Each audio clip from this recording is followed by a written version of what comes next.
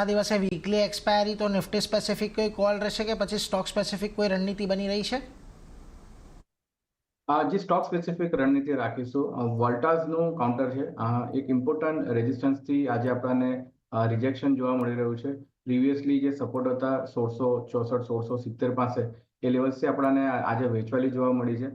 Last લગભગ 3 trading સેશનની range પણ break કરતા જોવા નીચેની સાઈડ બ્રેકઆઉટ જોવા મળી રહ્યું છે.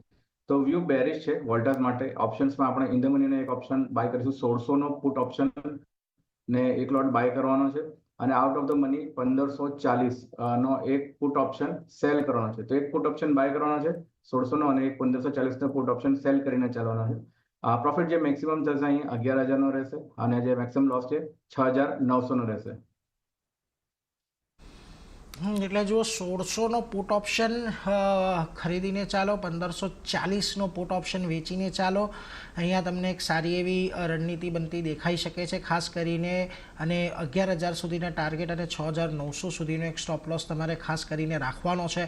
એટલે અહીંયાથી હજી વોલ્ટાસની અંદર એક ઘટાડો આવે એ પ્રકારની અત્યારની આપણી રણનીતિ બનતી દેખાઈ રહી છે. એટલે એના પર એક નજર ખાસ કરીને રાખતા રહેજો. પરંતુ આપણે બ્રેક પહેલાં જેના પર ચર્ચા કરી, HDFC લાઈફ